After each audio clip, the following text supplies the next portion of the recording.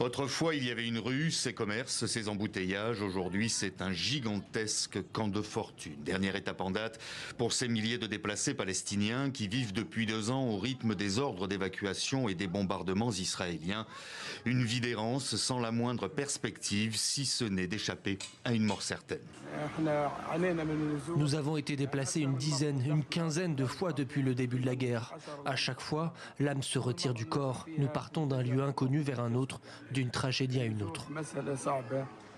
Depuis le début de la guerre, la quasi-totalité des Palestiniens a été déplacée de force à l'intérieur de la bande de Gaza, soit près de 2 millions de personnes. Elles se retrouvent aujourd'hui confinées dans des espaces de plus en plus restreints, puisque 86% de l'enclave palestinienne est désormais une zone militarisée israélienne. Ce sont des familles entières qui sont privées des besoins les plus élémentaires.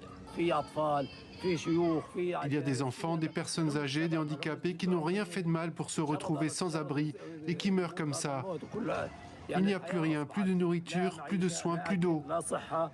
Des quartiers entiers vidés de leurs habitants avant d'être bombardés, rayés de la carte, poursuivis pour crimes de guerre, crimes contre l'humanité et même génocide par des tribunaux internationaux. Rien n'entrave la détermination d'Israël de prendre le contrôle de l'enclave palestinienne, en commençant par la ville de Gaza. Opération programmée qui prend une nouvelle tournure dès aujourd'hui avec la mobilisation de 60 000 réservistes supplémentaires, 130 000 hommes au total dont la mission était clairement définie le 20 août dernier. Nous allons infliger des dommages supplémentaires au Hamas dans la ville de Gaza, bastion du terrorisme. Nous n'attendons pas. Nous avons commencé des opérations préliminaires pour l'attaque contre la ville de Gaza. Certains de ces réservistes vont quitter leur famille et leur travail pour la 5e fois en moins de 2 ans. Et dans un mouvement tout à fait inédit, certains refusent aujourd'hui de prendre les armes.